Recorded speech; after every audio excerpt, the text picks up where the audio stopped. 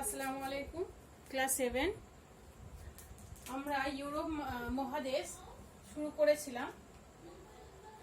Europe মহাদেশের বেশ কিছু নদ নদীর কথা আমি বলেছিলাম এবং সেই সব নদীর উৎস, মোহনা এগুলো বলেছিলাম। আর একটা ছক তোমাদেরকে করতে দিয়েছিলাম যে কিছু নদীর নাম, তাদের উৎস, মোহনা, উপনদী, শাখা নদীর নাম এবং সেই সব নদ নদীর বৈশিষ্ট্যগুলো তোমাদেরকে লিখে চেক করাতে বলেছিলাম। তো কিছু জন আমাকে লিখে চেক করিয়েছো, ভালো হয়েছে, গুড, ভেরি গুড। আর বাকি যারা চেক করানি তাদেরকে বলবো যে তোমরা আমাকে চেক করিয়ে নেবে, ঠিক আছে? তো ওই ছকটায় আমি আজকে তোমাদেরকে বলেছিলাম যে করে দেবো। তো আমি দেখো আজকে বলে দিচ্ছি ওই ছকটা পুরোটা। তো তোমরা ওটা লিখে খাতায় সুন্দর করে লিখে আমাকে দিয়ে চেক করাবে, ঠিক আছে?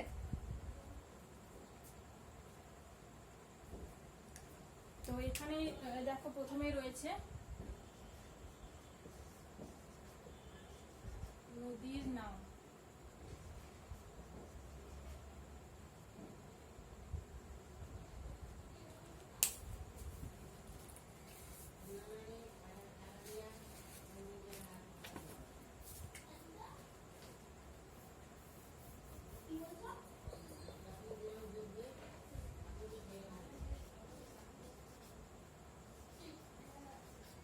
নদীর নাম, তারপর উৎস, এখানে হচ্ছে মোহনা, তারপর হচ্ছে বিশেষ বৈশিষ্ট্য।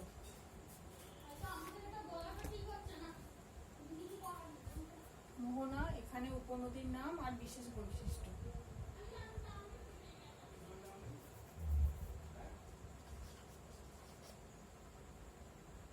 এখানে উপনদীর নামটা লিখে দিচ্ছি।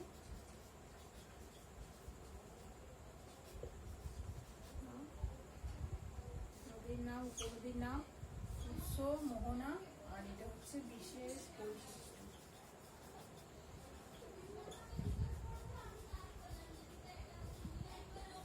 ঠিক আছে?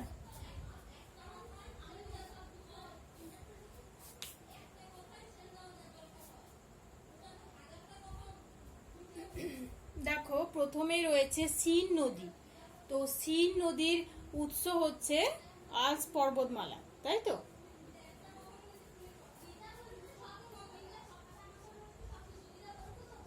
সিন উৎস হচ্ছে আল্পস পর্বতমালা, মোহনা হচ্ছে ইংলিশ চ্যানেল।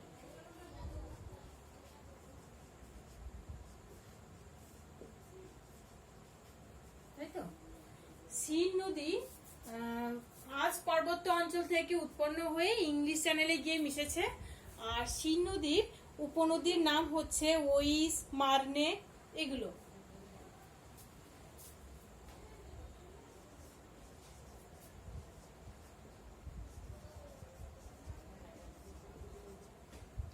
সিন নদীর বিশেষ বৈশিষ্ট্য হচ্ছে এটি ফ্রান্সের দীর্ঘতম নদী।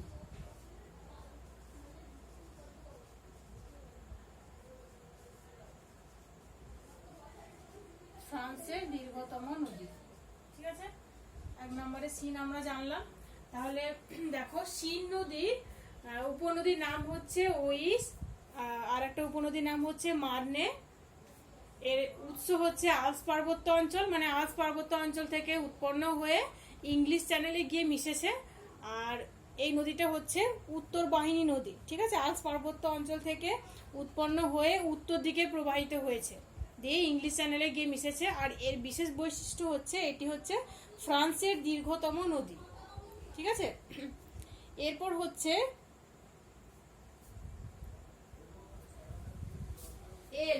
এলব নদী।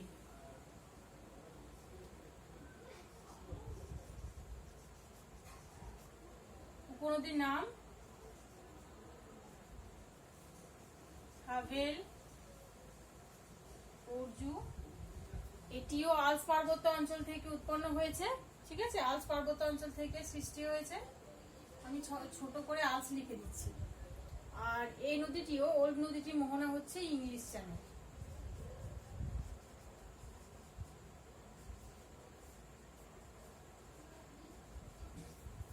ঠিক আছে? আর এলব নদীর বিশেষ বৈশিষ্ট্য হচ্ছে এটি অন্তর্দেশীয় বাণিজ্যের জন্য বিখ্যাত। মানে এই নদী মারফত অন্তর্দেশীয় ব্যবসা বাণিজ্য করা হয়।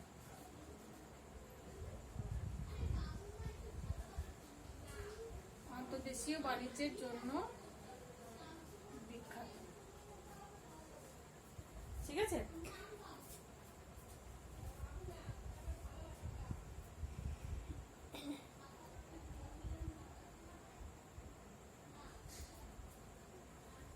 তো দেখো এলব নদীটির প্রধান উপনদী হচ্ছে হাভেন, ওরজু।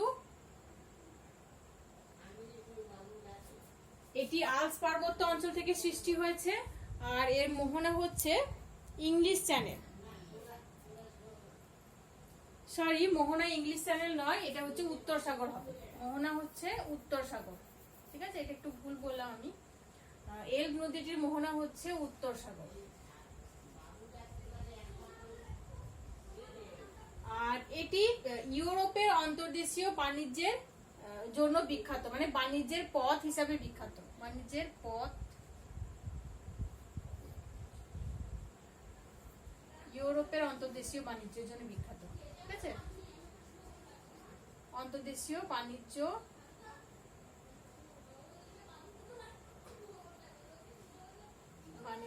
পথ হিসাবে বিখ্যাত। মানে এই পথ দ্বারা, এই নদী দ্বারা ব্যবসা বাণিজ্য করা হয় ইউরোপের অন্তর্দেশে। ঠিক আছে, তো ইউরোপের অন্তর্দেশীয় বাণিজ্য পথ হিসাবে বিখ্যাত। আরেকবার বলে দিই আমি, ইউরোপের অন্তর্দেশীয় বাণিজ্য পথ হিসাবে বিখ্যাত। ঠিক আছে,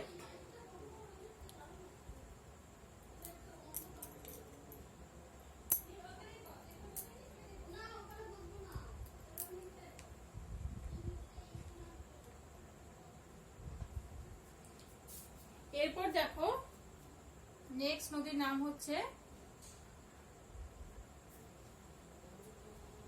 সিন, এল, তারপর হচ্ছে রাইন নদী।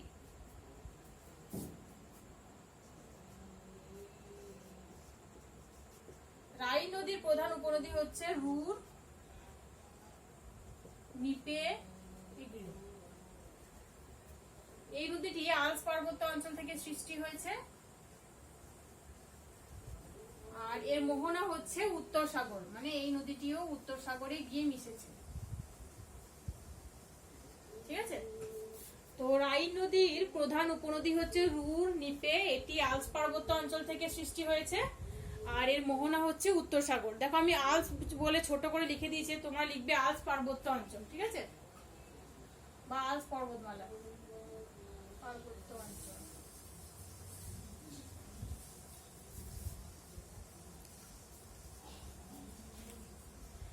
রাইন নদীর বিশেষ বৈশিষ্ট্য হচ্ছে এটি ইউরোপের ব্যস্ততম অভ্যন্তরীণ জলপথ। ইউরোপের ব্যস্ততম অভ্যন্তরীণ জলপথ। আমি ছোট ছোট করে লিখছি। ঠিক আছে, অভ্যন্তরীণ জলপথ, এখানে জলপথ লিখেছি। আর একবার বলে দিচ্ছি কি লিখেছি। ইউরোপের ব্যস্ততম অভ্যন্তরীণ জলপথ।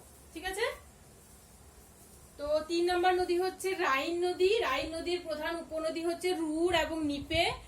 রাইন নদী উৎপন্ন হয়েছে আল্পস পার্বত্য অঞ্চল থেকে আর রাইন নদী উত্তর সাগরে গিয়ে মিশেছে। এটিও উত্তর বাহিনী নদী। ঠিক আছে, সিন, এল, রাইন এগুলো হচ্ছে উত্তর বাহিনী নদী। আল্পস পার্বত্য অঞ্চল থেকে সৃষ্টি হয়ে উত্তর দিকে প্রবাহিত হয়েছে এবং রাইন নদীটি উত্তর সাগরে গিয়ে মিশেছে। ঠিক আছে, আর রাইন নদীর বিশেষ বৈশিষ্ট্য হচ্ছে এটি ইউরোপের ব্যস্ততম অভ্যন্তরীণ জলপথ। ঠিক আছে,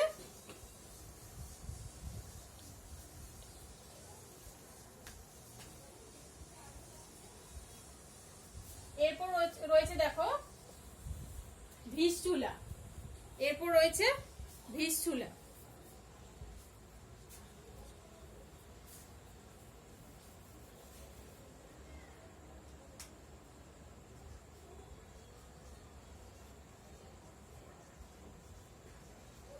ভিস্টুলা প্রধান উপনদী নাম হচ্ছে রুডা, নিডা, চেক। ঠিক আছে, ভিস্চুলা নদীর উপনদীর নাম হচ্ছে রুডা, নিডা এবং চেক। এটির উৎস হচ্ছে ভিস্চুলা নদীর উৎস আল্পস পার্বত্য অঞ্চল, আর এটির মোহনা হচ্ছে বাল্টিক সাগর। মোহনা কি? বাল্টিক সাগর। তোমরা খাতায় লিখে নাও এগুলো, ভিডিওটা দেখার সঙ্গে সঙ্গে বা দেখতে দেখতে তোমরা লিখে নেবে, হ্যাঁ, নইলে পরে ভুলে যাবে। তো ভিস্চুলা নদীর মোহনা হচ্ছে বাল্টিক সাগর, ঠিক আছে। তো ভিস্চুলা নদীর প্রধান বৈশিষ্ট্য হচ্ছে এটি পোল্যান্ডের দীর্ঘতম নদী। ভিস্চুলা নদীটি পোল্যান্ডের দীর্ঘতম নদী। পোল্যান্ড একটা দেশ, পোল্যান্ডের দীর্ঘতম নদী, ঠিক আছে।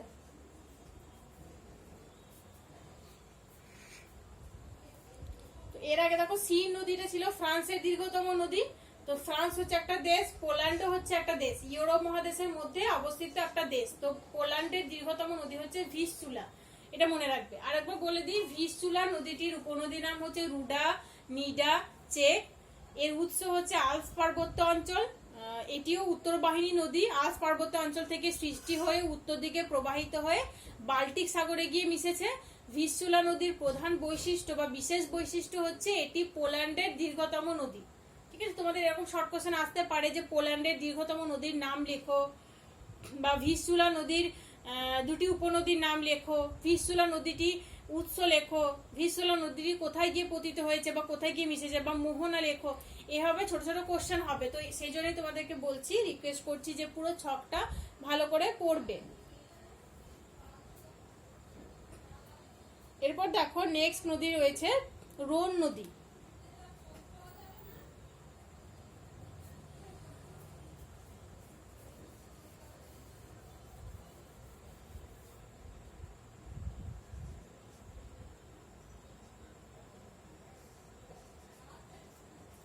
রোন নদীর উপনদীর নাম হচ্ছে আইন। এটিও আল্পস পার্বত্য অঞ্চল থেকে উৎপন্ন হয়েছে। দেখো এই চারটি নদীর নাম বললাম, এগুলো ছিল উত্তর বাহিনী নদী।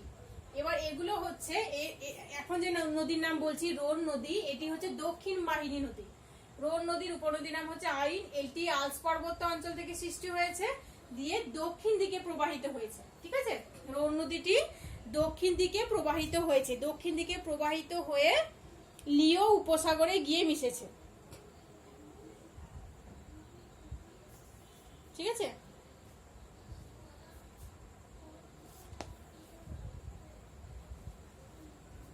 তো মোহনা হচ্ছে লিও উপসাগর।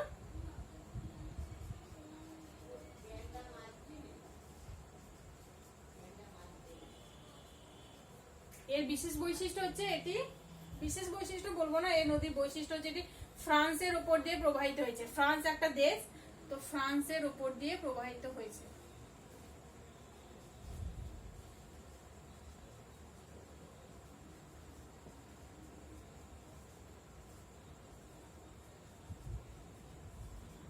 ঠিক আছে, এগুলো ছিল উত্তর বাহিনী নদী। এখন আমি যে নদীর নাম বলছি এটা হচ্ছে দক্ষিণ বাহিনী নদী। তো রোন নদীটি হচ্ছে দক্ষিণ বাহিনী নদী। এর উপনদীর নাম হচ্ছে আইন। এটি আল্পস পার্বত্য অঞ্চল থেকে সৃষ্টি হয়েছে। এর মোহনা হচ্ছে লিও উপসাগর, মানে আল্পস পার্বত্য অঞ্চল থেকে সৃষ্টি হয়ে দক্ষিণ দিকে প্রবাহিত হয়ে লিও উপসাগরে পড়েছে। আর এই নদীটি হচ্ছে ফ্রান্সের ওপর প্রবাহিত একটা নদী, মানে ফ্রান্স একটা দেশের নাম, তো সেই দেশের ওপর দিয়ে এই রোন নদীটি প্রবাহিত হয়েছে, ঠিক আছে। এরপরে হচ্ছে নেক্সট নদীর নাম হচ্ছে পো। পো নদীটি উপনদীর নাম হচ্ছে টিসিনো।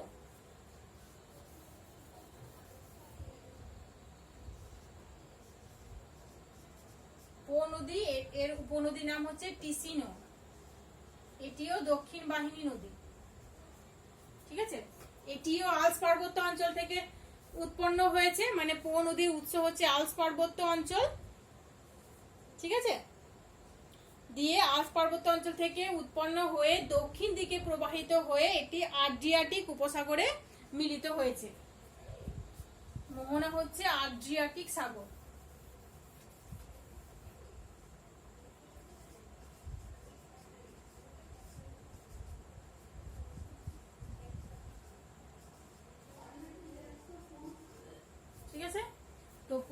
উপনদীর নাম হচ্ছে টিসিনো। এটি আল্পস পার্বত্য অঞ্চল থেকে সৃষ্টি হয়ে দক্ষিণ দিকে প্রবাহিত হয়েছে, তার মানে এটি হচ্ছে ইউরোপের দক্ষিণ বাহিনী নদী, মানে আল্পস পার্বত্য অঞ্চল থেকে সৃষ্ট দক্ষিণ বাহিনী নদী দক্ষিণ দিকে প্রবাহিত হয়ে আড্রিয়াটিক সাগরে মিলিত হয়েছে। ঠিক আছে, আর এই নদীর প্রধান বৈশিষ্ট্য হচ্ছে এটি ইতালির দীর্ঘতম নদী। ইতালিও হচ্ছে ইউরোপের একটা দেশ, তো সেই দেশের দীর্ঘতম নদী হচ্ছে পো, ইতালির দীর্ঘতম নদী। তো তোমাদের এরকম শর্ট কোশ্চেন আসতে পারে যে ইতালির দীর্ঘতম নদীর নাম কি, তখন তোমরা লিখবে যে পো। তারপর এরকমও কোশ্চেন আসতে পারে যে পো নদীর উপনদীর নাম লেখো, তাহলে কি হবে টিসিনো। পো নদীর উৎস হচ্ছে আল্পস পার্বত্য অঞ্চল থেকে উৎপন্ন হয়েছে। তারপর এরকম কোশ্চেন আসতে পারে যে পো নদীটি কোথায় গিয়ে মিশেছে, বা পো নদীর মোহনা লেখো, তখন তোমরা লিখবে আড্রিয়াটিক সাগর। তার মানে বুঝতে পারছো যে একটা নদী থেকে তোমাদের 4-5টা করে কোশ্চেন আসতে পারে। ঠিক আছে, তো পো নদীর বিশেষ বৈশিষ্ট্য লেখো, তখন তোমরা এটা লিখতে পারবে যে পো নদীটি হচ্ছে ইতালির দীর্ঘতম নদী। তারপর এরকম কোশ্চেন আসতে পারে যে ইউরোপ মহাদেশের দুটি উত্তর বাহিনী নদীর নাম লেখো, তখন তোমরা লিখবে যে ভিস্টুলা, সিন, এল, ট্রাইন, এগুলো। ইউরোপ মহাদেশে আল্পস পার্বত্য অঞ্চল থেকে সৃষ্টি হয়েছে এমন দুটি দক্ষিণ বাহিনী নদীর নাম লেখো, তখন তোমরা লিখবে রোন, পো, এগুলো। ঠিক আছে, এরপর নেক্সট নদীর নাম হচ্ছে দানিউব।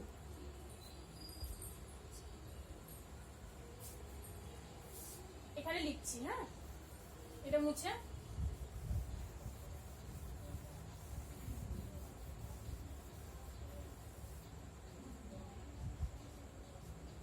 দানিউব 7 নম্বর হচ্ছে দানিউব। দানিউব নদীর উপনদীর নাম হচ্ছে দ্রাভা এবং সাভা। ঠিক আছে, দানিউব নদীটিও আল্পস পার্বত্য অঞ্চল থেকে সৃষ্টি হয়েছে এবং এটা কৃষ্ণ সাগরে গিয়ে মিশেছে।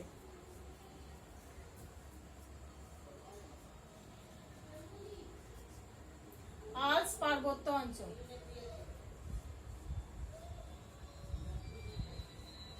মোহনা হচ্ছে কৃষ্ণ সাগর, কৃষ্ণ সাগরে গিয়ে মিলিত হয়েছে। ঠিক আছে, দানিউব নদীটির বৈশিষ্ট্য হচ্ছে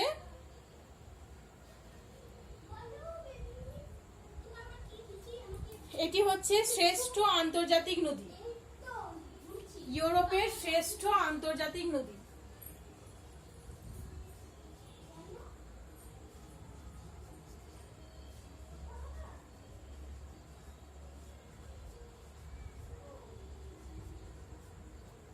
আন্তর্জাতিক নদী। ঠিক আছে, দানিউব নদীটি দেখো আল্পস পার্বত্য অঞ্চলের ব্ল্যাক ফরেস্ট পর্বত থেকে সৃষ্টি হয়েছে। ঠিক আছে, এখানে আমি পাশে লিখে দিয়েছি আল্পস পার্বত্য অঞ্চলের ব্ল্যাক ফরেস্ট একটা পর্বত রয়েছে যার নাম ব্ল্যাক ফরেস্ট, তো সেই ব্ল্যাক ফরেস্ট পর্বত থেকে উৎপন্ন হয়েছে। ব্ল্যাক ফরেস্ট পর্বত। ঠিক আছে,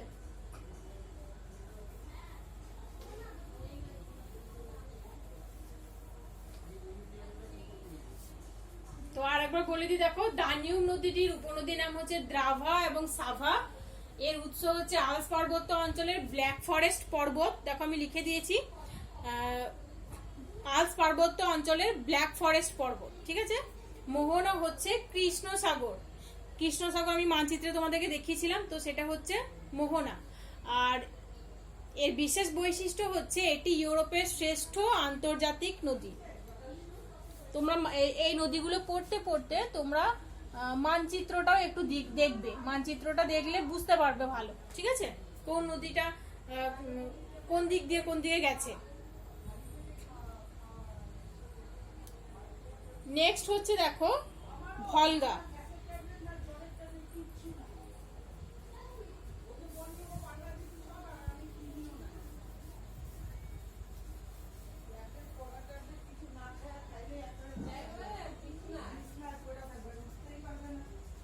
ভলগা নদীর উপনদীর নাম হচ্ছে ওকা এবং কামা। উপনদীর নামগুলো ভালো করে পড়বে, হ্যাঁ। ভলগা নদীর উপনদীর নাম হচ্ছে ওকা এবং কামা। ঠিক আছে, দেখো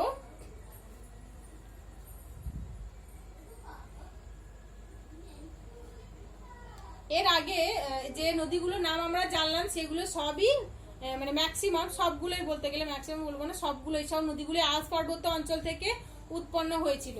এখন যে নদীটার নাম আমি বলছি ভলগা, এই নদীটি ভলডাই পাহাড়ি অঞ্চল থেকে সৃষ্টি হয়েছে। ঠিক আছে, এটিও দক্ষিণ বাহিনী নদী, তো এটি ভলডাই পাহাড়ি অঞ্চল থেকে সৃষ্টি হয়েছে। উৎস হচ্ছে ভলডাই পাহাড়ি অঞ্চল, ভলডাই পাহাড়ি অঞ্চল। ঠিক আছে, ভলডাই পাহাড়ি অঞ্চল থেকে উৎপন্ন হয়ে দক্ষিণ দিকে প্রবাহিত হয়ে এই নদীটি কোথায় গিয়ে মিশেছে? ক্যাসপিয়ান সাগরে মিশেছে। ক্যাসপিয়ান সাগর হচ্ছে পৃথিবীর সবথেকে বড় একটা হ্রদ, তো ক্যাসপিয়ান সাগরে গিয়ে মিলিত হয়েছে। এটা কিন্তু সাগর বা সমুদ্র নয়, ক্যাসপিয়ান সাগরটা হচ্ছে একটা হ্রদ। এর আয়তন এতটাই বেশি যে এটাকে সাগর বলা হচ্ছে, কিন্তু এটা সাগর নয়, এটা হচ্ছে হ্রদ। ঠিক আছে, তো তোমাদের এরকম কোশ্চেন আসতে পারে যে পৃথিবীর বৃহত্তম হ্রদের নাম লেখো, তো তখন তোমরা লিখবে যে কাস্পিয়ান সাগর সব থেকে বড় হ্রদ।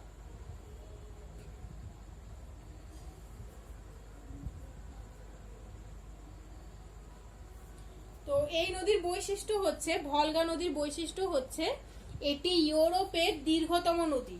ঠিক আছে, পুরো ইউরোপ মহাদেশের দীর্ঘতম নদী হচ্ছে ভলগা, ইউরোপের দীর্ঘতম নদী। ঠিক আছে,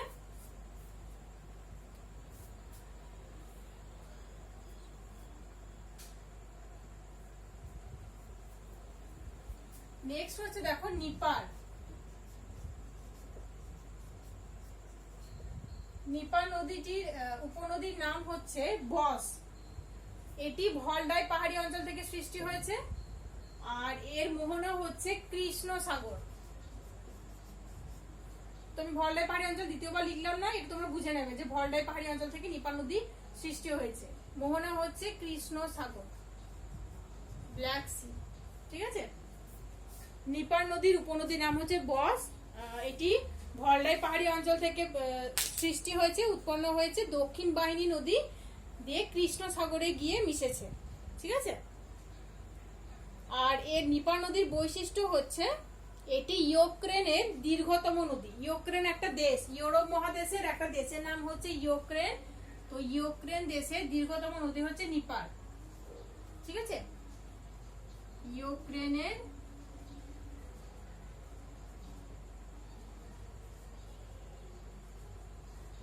দীর্ঘতম নদী,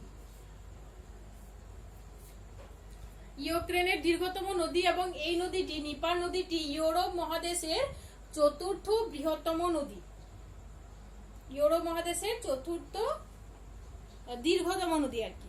ঠিক আছে, তো এই হলো নদ নদী, এই নদীর উৎস, মোহনা, বিশেষ বৈশিষ্ট্য, এগুলো সবগুলোই তোমরা পরিষ্কার পরিচ্ছন্ন করে খাতায় লিখে আমাকে চেক করাবে। ঠিক আছে, আর একটা জিনিস হচ্ছে, তোমাদেরকে আমি ইউরোপ মহাদেশের দেশের নামগুলো বলিনি, সবগুলো বলা হয়নি, তো আজকে আমি তোমাদেরকে মানচিত্র দেখিয়ে ইউরোপ মহাদেশের দেশের নামগুলো বলবো। তোমরা তোমাদের বইয়ে যে মানচিত্রটা রয়েছে সেটা দেখবে, আর দেশের নামগুলো ভালো করে পড়বে। মানচিত্রে কোথায় কোন দেশটা রয়েছে, কোন দিকে কোন দেশ রয়েছে, কোনটি সব থেকে বড় দেশ, ছোট দেশ, সবগুলো আমি বলবো। তো তোমরা মানচিত্রটা দেখো, তোমাদের টেক্সট বইয়ে দেখো মানচিত্র দেওয়া রয়েছে। আমার কাছে তো বড় মানচিত্র নেই, তো সেই জন্য আমি তোমাদের বই থেকেই মানচিত্রটা দেখাচ্ছি। ঠিক আছে,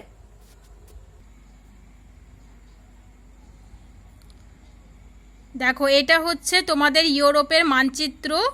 তো ইউরোপ মহাদেশের সব থেকে বড় দেশ হচ্ছে রাশিয়া, এখানে লেখা রয়েছে দেখো রাশিয়া। আর সব থেকে ইউরোপ মহাদেশের সব থেকে ছোট দেশ হচ্ছে ভ্যাটিকান সিটি, যেটা রয়েছে এখানে, ছোট্ট মতো একটা পুচকি একটা দেশ, সেটা হচ্ছে ভ্যাটিকান সিটি। ঠিক আছে, এখানে বেশ কিছু দেশ রয়েছে যেগুলো এশিয়া এবং এশিয়া মহাদেশ এবং ইউরোপ মহাদেশ দুটো মিলিয়ে একসঙ্গে রয়েছে। আজকে আমি শুধু ইউরোপ মহাদেশে কোন কোন দেশগুলো রয়েছে সেগুলোই বলবো। ঠিক আছে, তো ছোট ছোট পার্ট করে আমি বলবো। দেখো এখানে একটা পার্ট রয়েছে, এই পার্টে বেশ কয়েকটা দেশ রয়েছে, তো এই দেশের নামগুলো আমরা প্রথমে জানবো। ঠিক আছে, এটা হচ্ছে রাশিয়া। রাশিয়া হচ্ছে ইউরোপের সব থেকে বড় দেশ, তো এটা হয়ে গেল, রাশিয়া হয়ে গেল। এরপর এখানে রয়েছে দেখো ফিনল্যান্ড। দেখো এখানে রয়েছে শ্বেতসাগর, শ্বেতসাগরের পশ্চিম দিকে এখানে রয়েছে দেখো ফিনল্যান্ড, এই দেশটা পুরোটাই হচ্ছে ফিনল্যান্ড, দেখো গোলাপি রং দেওয়া রয়েছে। এরপরে দেখো এই দেশটা হচ্ছে সুইডেন, এই দেশটা দেখো নাম লেখা রয়েছে সুইডেন। তারপরে হচ্ছে দেখো এখানে দেখো লেখা রয়েছে নরওয়ে। তো তোমাদেরকে আর একটা কথা বলবো, এখানে দেখো ক্যাপিটালের নামগুলো দেওয়া রয়েছে, রাশিয়া, তার নিচে রয়েছে মস্কো, তারপর দেখো রয়েছে এখানে ফিনল্যান্ড হেলসিঙ্কি, সুইডেন, সুইডেনের ক্যাপিটাল হচ্ছে স্টকহোম, নরওয়ে হচ্ছে অসলো। তো এই ক্যাপিটালের নামগুলো তোমরা পড়বে, ঠিক আছে, কোনটি কোন দেশের ক্যাপিটাল।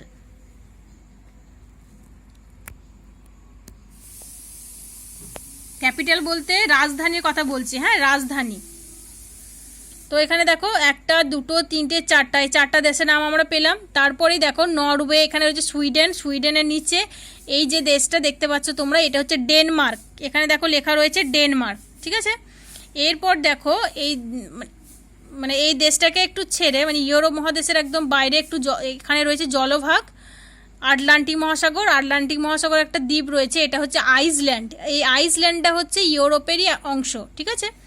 এখানে রয়েছে ফারো দ্বীপপুঞ্জ, এই ফারো দ্বীপপুঞ্জটা ডেনমার্কের অংশ, ঠিক আছে। ডেনমার্কের যেমন ভারতের আন্দামান দ্বীপপুঞ্জ হচ্ছে ভারতের, ঠিক সেরকম ফারো দ্বীপপুঞ্জটা হচ্ছে ডেনমার্কে। তারপর এখানে রয়েছে দেখো আয়ারল্যান্ড, এখানে কি রয়েছে আয়ারল্যান্ড, আয়ারল্যান্ডের দেখো ক্যাপিটাল হচ্ছে ডাবলিন, এখানে লেখা রয়েছে। তারপর এখানে রয়েছে যুক্তরাজ্য, এই পুরোটা হচ্ছে যুক্তরাজ্য, যুক্তরাজ্যের ক্যাপিটাল হচ্ছে লন্ডন, এখানে রয়েছে লেখা রয়েছে দেখো। এখানে আমরা ডেনমার্ক দেখলাম।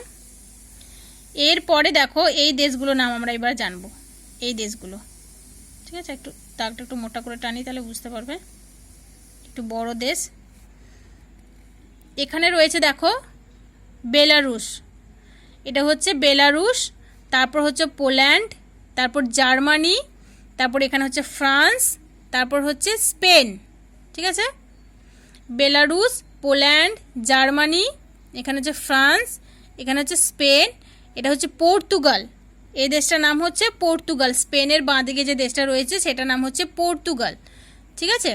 তো বেলারুসের ক্যাপিটাল মিনস্কো, পোল্যান্ডের ওয়ারস, জার্মানির হচ্ছে বার্লিন, তারপর ফ্রান্সের হচ্ছে প্যারিস, স্পেনের মাদ্রিদ, আর পর্তুগালের হচ্ছে লিসবন, ঠিক আছে। তো এই দেশগুলো আমরা জানলাম। এরপরে দেখো এখানে ছোট ছোট কয়েকটা দেশ রয়েছে, এই দেশের নামগুলো আমরা এবার জানবো।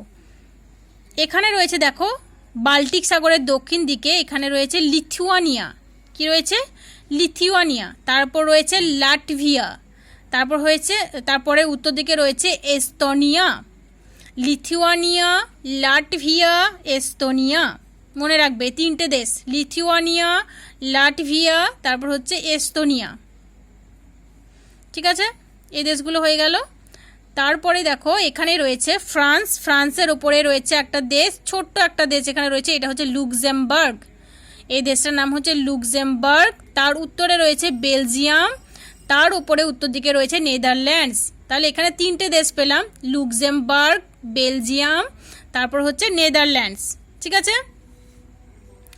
এরপর দেখো এখানে বেশ কয়েকটা দেশ রয়েছে, সেই দেশের নামগুলো এবার আমরা জানবো। এই দেশটা হচ্ছে ছোট্ট একটা দেশ, সুন্দর একটা দেশ, এর নাম হচ্ছে সুইজারল্যান্ড। কি নাম? এর নাম হচ্ছে সুইজারল্যান্ড। তারপর হচ্ছে এখানে রয়েছে ইতালি, এটা হচ্ছে ভ্যাটিকান সিটি। কি নাম? Vatican city. এখানে ছোট্ট মতো একটা দেশ রয়েছে যার নাম হচ্ছে স্যান্ট মেরিনো। এটা তোমাদের বইয়ে লেখা নেই, তোমরা লিখে নাও স্যান্ট মেরিনো। এই দেশটার নাম হচ্ছে স্যান্ট মেরিনো। এখানেও একটা ইতালির পশ্চিম দিকে একটা ছোট্ট মতো পুচকি মতো একটা দেশ রয়েছে যার নাম হচ্ছে মোনাকো। কি নাম? মোনাকো। ঠিক আছে, তাহলে দেখো এখানে ছোট ছোট ইতালির কাছে আরও 3টে দেশ পেলাম। এটা হচ্ছে ইতালি, এটা হচ্ছে ভ্যাটিকান সিটি, তারপর হচ্ছে স্যান্ট মেরিনো, তারপর হচ্ছে এটা হচ্ছে মোনাকো। ঠিক আছে, এরপর দেখো এখানে বেশ কয়েকটা দেশ রয়েছে, এই দেশগুলো আমরা জানবো। ইতালির পূর্ব দিকে রয়েছে দেখো অস্ট্রিয়া। ঠিক আছে, এটা হচ্ছে অস্ট্রিয়া। এটা অস্ট্রিয়ার উত্তর দিকে রয়েছে চেক প্রজাতন্ত্র, চেক রিপাবলিক বা চেক প্রজাতন্ত্র। ঠিক আছে, চেক প্রজাতন্ত্রের পূর্ব দিকে রয়েছে স্লোভাক প্রজাতন্ত্র, এটা হচ্ছে চেকোস্লোভাকিয়া বলা হয়, আর এটা হচ্ছে মানে এই দুটোকে মিলিয়ে চেকোস্লোভাকিয়া বলা হয়। তো এটা হচ্ছে চেক প্রজাতন্ত্র, এটা হচ্ছে স্লোভাক প্রজাতন্ত্র। অস্ট্রিয়ার পূর্ব দিকে মানে স্লোভাক প্রজাতন্ত্রের দক্ষিণে রয়েছে হাঙ্গেরি। এদের ক্যাপিটালগুলো দেওয়া রয়েছে, তো তোমরা ক্যাপিটালগুলো তারপরে পড়বে। মানে হাঙ্গেরির ক্যাপিটাল হচ্ছে বুদাপেস্ট, তারপরে স্লোভাকিয়া মানে স্লোভাক প্রজাতন্ত্রের ক্যাপিটাল হচ্ছে ব্রাতিস্লাভা, তারপরে অস্ট্রিয়ার ভিয়েনা, এভাবে দেওয়া রয়েছে, ঠিক আছে, এগুলো করবে। তারপরে এখানে দেখো ছোট্ট একটা দেশ রয়েছে যার নাম হচ্ছে স্লোভেনিয়া। ইতালির পূর্ব দিকে একটা ছোট্ট দেশ রয়েছে, এর নাম হচ্ছে এই দেশটার নাম হচ্ছে স্লোভেনিয়া। স্লোভেনিয়ার দক্ষিণে রয়েছে, স্লোভেনিয়ার নিচে ক্রোয়েশিয়া, ঠিক আছে, স্লোভেনিয়া, ক্রোয়েশিয়া। তারপরে রয়েছে বসনিয়া, ঠিক আছে, বসনিয়া বা বসনিয়া। তারপরে রয়েছে সার্বিয়া, ঠিক আছে। তারপর রয়েছে হার্জগোভিনো। ক্রোয়েশিয়ার নিচে রয়েছে হার্জগোভিনো। হার্জগোভিনোর নিচে এই ছোট্ট একটা পুচকে একটা দেশ রয়েছে, দেখো এই দেশটার নাম হচ্ছে মন্টেনিগ্রো। এটা হচ্ছে বসনিয়া, এখানে হচ্ছে হার্জগোভিনা, এটা হচ্ছে মন্টেনিগ্রো, ঠিক আছে। মন্টেনিগ্রোর নিচে রয়েছে অ্যালবেনিয়া। কি রয়েছে? অ্যালবেনিয়া। অ্যালবেনিয়ার নিচে রয়েছে গ্রিস, ঠিক আছে। গ্রিসের ওপরে দেখো রয়েছে ম্যাসিডোনিয়া। ম্যাসিডোনিয়ার পূর্ব দিকে রয়েছে বুলগেরিয়া। বুলগেরিয়ার নিচে রয়েছে তুরস্ক বা টার্কি, যেটাকে বলে তুরস্ক, ঠিক আছে।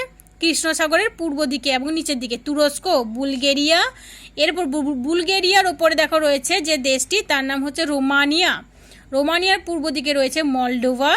তারপরে মলডোভার পূর্ব দিকে রয়েছে ইউক্রেন, ঠিক আছে।